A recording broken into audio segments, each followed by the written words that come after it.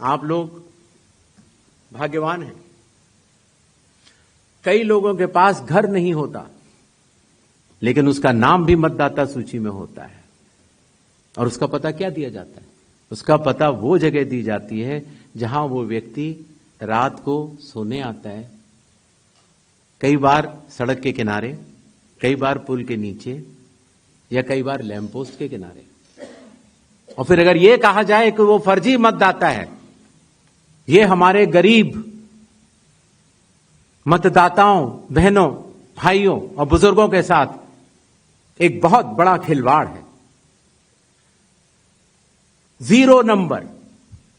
आपको पता है इस देश में करोड़ों लोगों के घरों के पते के आगे 0 नंबर है। क्यों?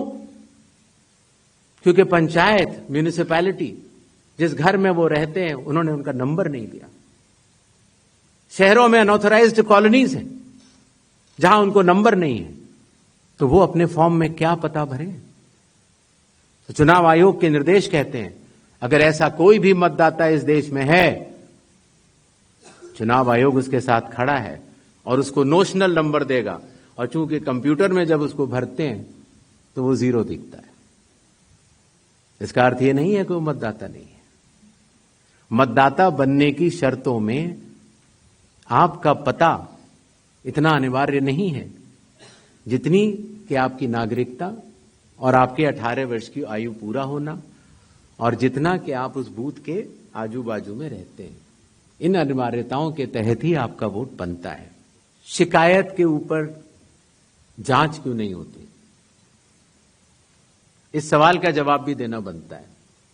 अगर मीडिया में किसी एक व्यक्ति के बारे में शिकायत आ जाए तो चुनाव आयोग कहता है कि नियम में तो नहीं है, लेकिन कर लेनी चाहिए। वो सीईओ को बोलता है, या सीईओ कई बार चीफ इलेक्टोरल ऑफिसर स्वतः संज्ञान ले लेते हैं, डीएम स्वतः संज्ञान ले लेते हैं और जांच कर लेते हैं।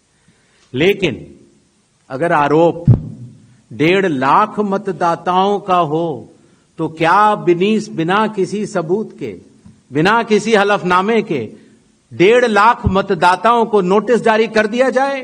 क्या यह न्याय संगत होगा? कानून में न प्रावधान है, न कोई शपथ पत्र है, न कोई एविडेंस है, न कोई सबूत है।